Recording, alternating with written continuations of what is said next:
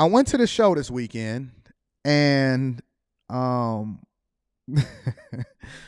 actually, it was yesterday. All right, so I like to go out, and I'm out and about, and I'm chilling, and when I wake up in the morning, I usually have family day, so it'll usually be me, Rita, my daughter, whatever like that. My daughter couldn't go yesterday because I forced her to stay in the house in order to be able to clean up her room, change her fish tank water out, everything. She got to get her homework done.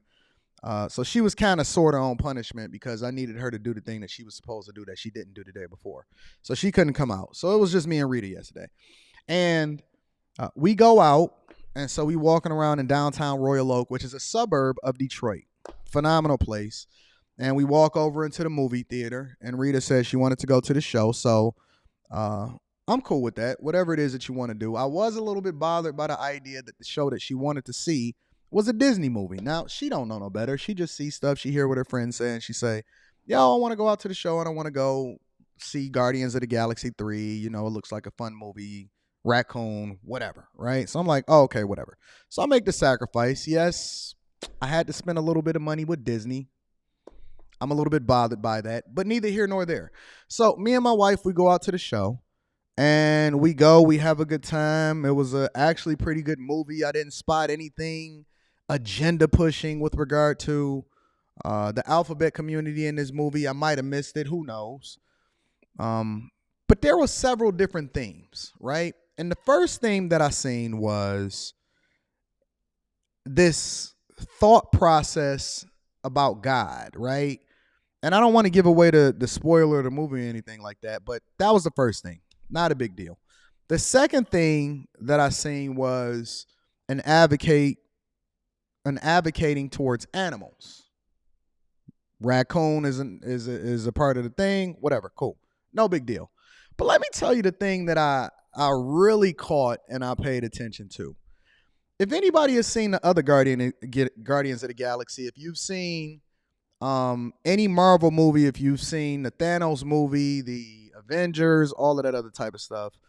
Just to bring you up to speed, because I know it may not be some women in the audience that may not be up to speed. You might not be a movie buff or a Marvel or comic book buff.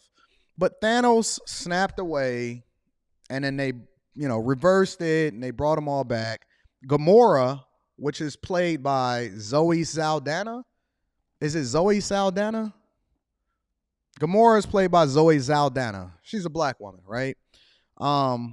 So he brought her back. Now, the main character in the Guardian of the Galaxy had a relationship with her. He's a white man, okay? The white man had a relationship with Zoe Saldana.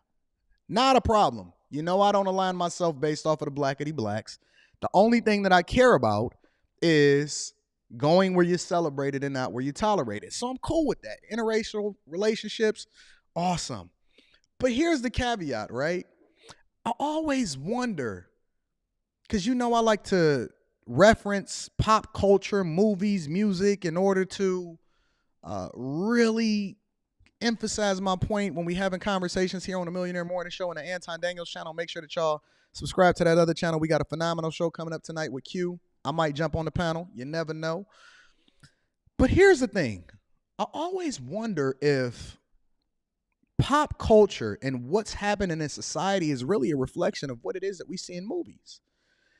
Because they were so in love, and, Star-Lord actually fought for her love, and he was willing to kill Thanos, her father, in order to get her and everything like that. And then Thanos sacrificed his daughter.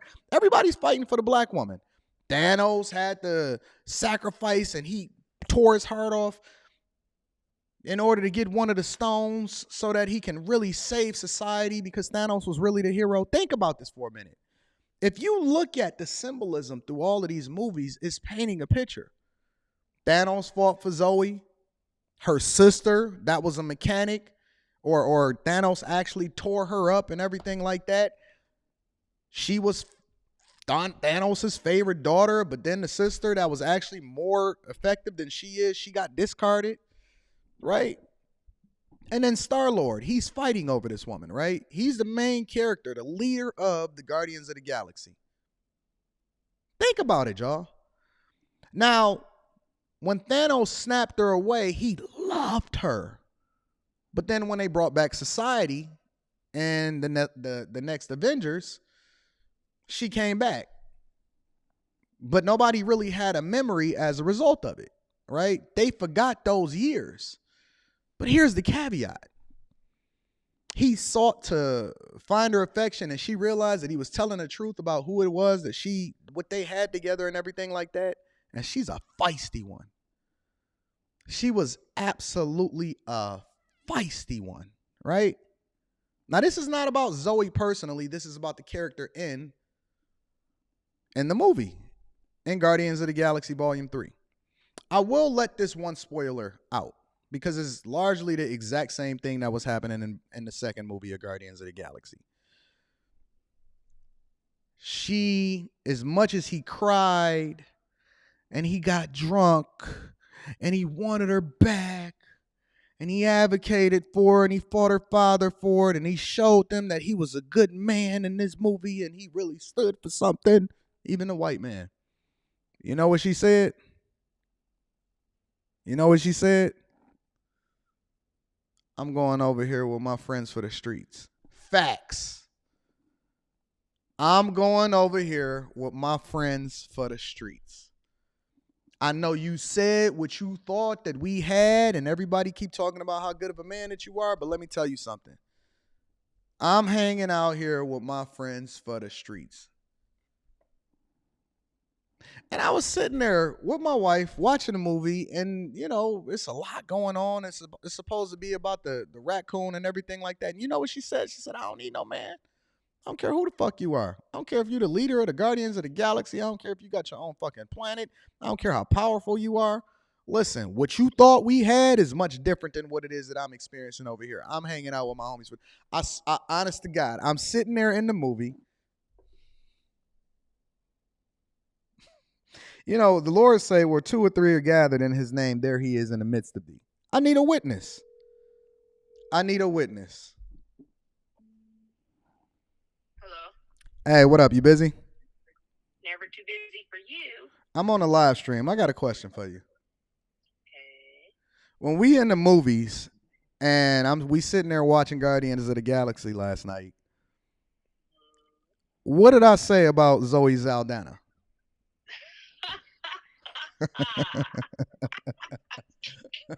And you bust out laughing. You started laughing. I had to stop you from laughing so hard. You was so loud in the theater. What did I say? Oh my goodness. You said that she must have been a black woman. Thank you. I appreciate it. You know, listen, I don't care how green she was in the movie, what her makeup was. If you never knew who the person that was acting at, you know for a fact that it was a black woman that was playing that role, and they sourced all of their information based off of the feminist movement, how women are operating today, and that it was a black woman. I promise you. I promise you. I ain't telling no spoilers. I ain't telling y'all nothing different than what it is that you've seen in Guardians of the Galaxy Volume 2. You should already watch Volume 2. Volume 3, I'm just telling you that it's a reflection of what it is that we see today in society. Gamora, who was played by Zoe Saldana in Guardians of the Galaxy Part 2 and Part 3, is a reflection of what it is that we see happening in society today. Modern one. I'm telling you, I cannot emphasize this any more than what it is that's happening in the movies is a reflection of what it is that we see happening in real life. I mean, he was waiting at the ship for her and trying to convince her, and you know what she did? I ain't gonna tell you what she did because then that's gonna spoil the movie. But I'm just giving to you straight. I'm gonna give it to you real. We are dealing with a crisis on our hands. There has never been a time where we are more under attack as far as a society, a culture, the whole 9 yards, that then would prevent us from being incredibly successful, right? You have a ton of women that are raising feminine men that then continue to empower women to do the thing that is not best for us. You have a culture of people that want to continuously chase and tear down the thing that is best for you by then spinning a narrative that's not true. You have so many people leaning into the thing that is not best for you just for clout. How many times do we see people do things just for likes on Instagram? How many times do we see women or women making a decision that's not in the best interest of the man or the family, but they making the decision that's in the best interest of themselves? I had a conversation with a woman over the weekend, and she literally told me, first, I was in support of her because she was like, oh man, it's women that choose to leave relationships, single mothers, they decide to be single, so on and so forth. I said, cool. As we continued through the conversation, because it was a group of us, she said, if my husband cheat, let me tell you what the scenario is. She says, if my husband cheated on me and got another woman pregnant, I will be okay with staying with him as long as he never took care of that kid. Maybe he can be financially responsible, but he can't have any place in that kid's life. I said, so what would you do if he decided to have a place in that kid's life? Oh, I'm leaving him. I said, so wait a minute. You was just telling me about baby mama culture and how women choose to be a baby mama. And then you're voluntarily putting your kids in the worst position possible. You would stay with him as long as he provided financial support, but didn't actually provide physical support. But you selfish enough to remove your child from that kid's life and break up your home if he chooses to also participate in that other kid's life. Why? She said, because I'm selfish. She straight up told me, she said, because I'm selfish. You can't make this up. You can't make these scenarios up. And so I said, so you're going to do the thing that makes you feel good and not the thing that's in the best interest of your children. All because you would want to get back at the man. Now here's the caveat. Here's the caveat. This is the beautiful part about this whole conversation. This man is also a stepfather to the kid that she had at 16 years old before he ever came into the picture. So the man chose to be a stepfather and then had another kid with her. I said, so what would you do about the fact that he married you and he became a stepfather and adopted your child? She said, I would make sure that I got the payment and child support for him because now he is legally responsible in order to pay for my child. I said, so wait a minute. You would force this man to step outside of the physical nurturing of his biological child, but you would force him to financially take care of a child that's not even biologically his just because he married you as a single mother. She said, yeah, he's legally required to do so. It was the wildest thing that I've ever heard in my entire life. And she was a chameleon because she presented herself in the beginning of the conversation amongst all of the people like she was in support of men. And this is the problem. This is the problem. I was able to get it out of her because I understand that if you let people talk long enough, they're going to reveal to you exactly who they are. They're going to slip up. They're going to tell you the truth. They're going to tell you what they really are and all of this other type of stuff. The problem is that a lot of y'all go on dates thinking that you're courting a woman when in reality, she's just putting her best foot forward. You don't get to see the bodies. You don't get to see the trauma. You don't get to see the environment in which she's raised in. You don't get to see the side dudes that she already got. You don't even get to see if she's really already got a husband. How many of y'all have ran into women? Let's cook. We got a show today. How many of y'all have ran into women who said they just getting out of a relationship? Let me do you one better. How many of y'all have ran into women? Because I was at the bar this weekend. If you follow me on Instagram or you follow me on Twitter, make sure you tap into my Instagram and Twitter. The link is in the description. How many of y'all have ran into women who say that they're no longer with their husband, they're going through a divorce, they in a separation? Because you asked her why she still got on her ring. And she might have told you, oh, I just put this on in order to make sure that guys don't really get at me, or it makes me look more professional when I'm in this certain setting. You know what that is? It's a lie. It's a finesse. It's a finesse. What makes you think she's going to treat you any differently than she treated the dude that was before you? This man actually went through the process of marrying her and giving her his last name. What makes you think that she's going to treat you any differently than the father of her children? She's still carrying his last name.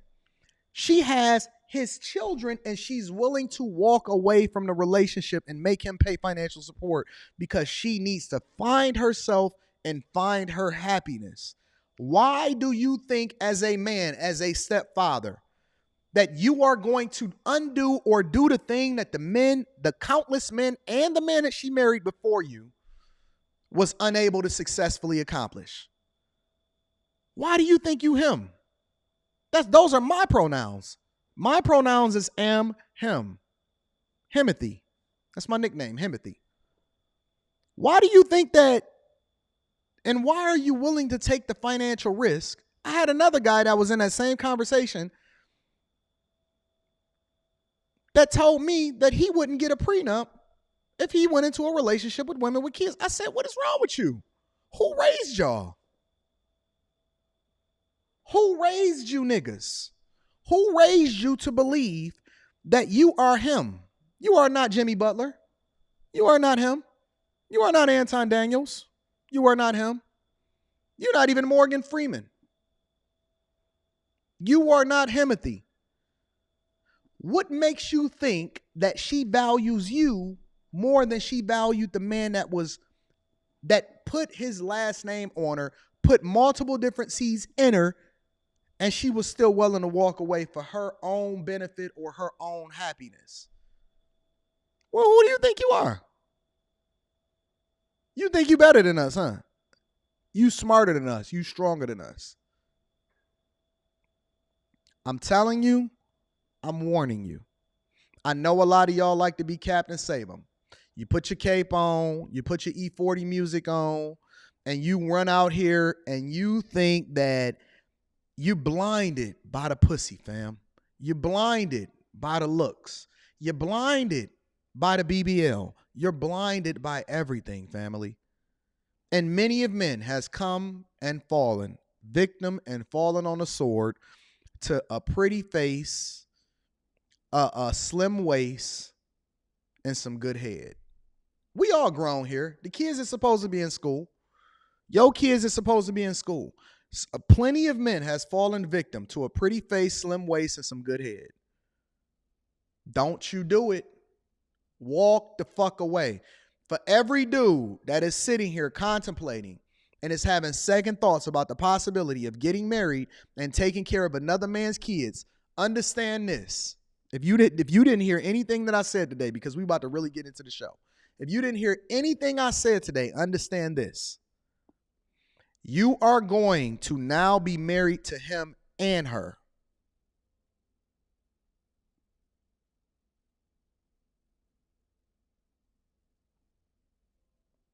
You are going to be married to him and her. Because you're not going to detach yourself from a man that is tied to the children. And at any point, he can walk back in that child's life. And he has an emotional attachment to those children. Those are his kids. That's his seed. They look like him. When he walk in the door, and he could have been in jail for the last 5, 10, 15 years. That kid, most kids inherently want to understand where they came from. Y'all still trying to fucking understand where you came from. And you so far removed from Africa, you don't even know who your real father is. It don't matter if that kid is 10, 12, 15, 17, 21, 23, 25, 30, 35, 47. That kid is going to search out who it is that they truly are. And when they see that person, they're going to be looking in the mirror like, damn, we look just alike. And they're going to forgive them and they're going to build a relationship. And your ass is going to be looking like a dumbass. Bro, it's an imprint. It's DNA. It's labeled on them within their bloodline and their bloodstream. They're going to be naturally attracted to them like Hancock. You think you're doing this world a service. I told them, and I'm going to leave it at this, and we're going to get into the show. I told them this weekend, I said, listen, you think you're doing women a disservice. She said, well, what about all of the men from the 30s and the 40s and the 50s that went in and they took care of kids that wasn't even theirs as a part of the community? And I said, that's why we are where we are right now. She said, how's that? I said, because you've never had to hold anybody accountable, and everybody understands that they can do whatever it is that they want, and they can leave their situation and still be okay with it. You would think differently if you had a life or death situation. It's almost like taking a risk in a video game. You know you're going to respawn. You know you got another opportunity. You got 9 lives on there. You got extra lives, so you're going to jump off the bridge and see what the fuck happens. When you know that it's a life or death situation and it ain't no safety net, you make a completely different decision. And that's why we need to bring shaming back. That's why we need to hold people accountable. And that's why we need to do things differently as far as setting standards by which men don't subject themselves to situations that they did not do or put themselves in the first place. Don't do it. There is no box, no head, no waist, no nothing.